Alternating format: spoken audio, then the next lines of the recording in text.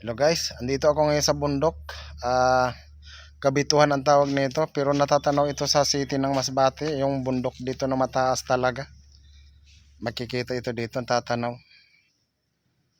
Sobrang hirap umakyat dito, siguro mga 20 years na mahigit bago ako nakakyat ulit dito. Mga mahigit ng basta mahigit na 2 dekada.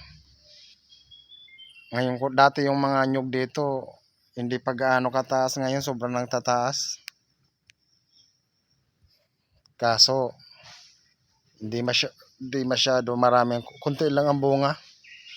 Nagpakopra nga kami ngayon, nagpakopra ko ito, ayan o, kita nyo naman o, ayan o. O, ayan yung mga bunga. O, ayan o.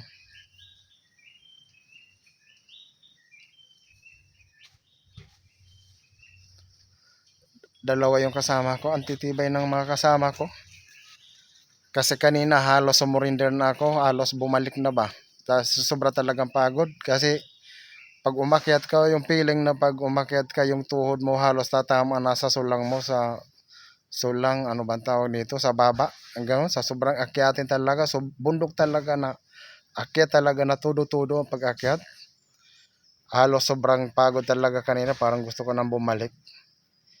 Pero niraos naman kasi nga hindi na ako sanay umakyat dito dahil sobrang ang bundok.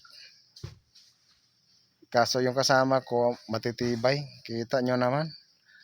Ako ito paano no lang, pero sila kasi nag-akyat pa ng nyog, nag-arya pa, aryan tawag dyan. Yung mano-mano na pag-akyat, tapos mano-mano itatambakin pa nila, ayan. Ako nagpapahinga lang kasi napagod nga kanina. Ang titibay nga nila, tapos bala ko mamaya mauna na. Tanghali naman na ngayon. Bala kong mauna na doon pa uwi na. Wala naman ako ditong ginagawa.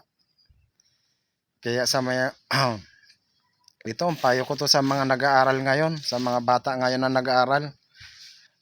Sana pagbutihin nyo yung pag-aaral nyo kasi normally pagka hindi kayo nakatapos, siyempre kung ano-ano lang yung matatrabahoan nyo pag extra-extra. Pero siyempre marangal din naman yung trabaho yung pagkukopra, pero sa kita iba talaga kasi gaano lang ba yung kita ng pagkukopra, tapos kung pakyawan lang, sabihin mo pa na 2,000 yung tama, 2,000 pesos per 1,000 na buok, ibig sabihin pa 2 pesos ang isang nyug, ganon. Aakyatin mo, kukuprahin mo, tapos lulutuin mo ganon hasta na maluto.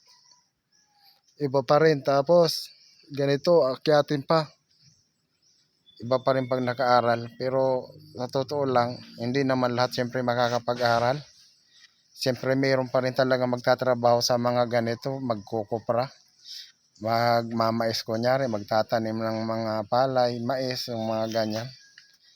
Pero sa mga payo ko lang sa mga nag-aaral, pagbutihin nyo yung mga pag-aaral nyo kasi pag hindi kayo mag-aaral, alam nyo na ang karahalagan nyo.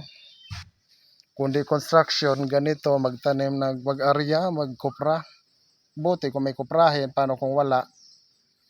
Ganun lang naman yun.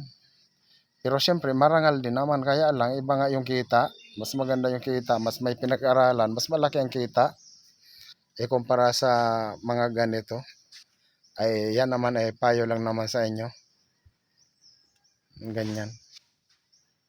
Kasi dito sa nyugang ko na to sa bundok, dekada na ako bago nakapunta dito ulit. Pero siyempre, pamangkin ko lang naman yung nagkukupras dito. Hati kami dito, kahati sa kita.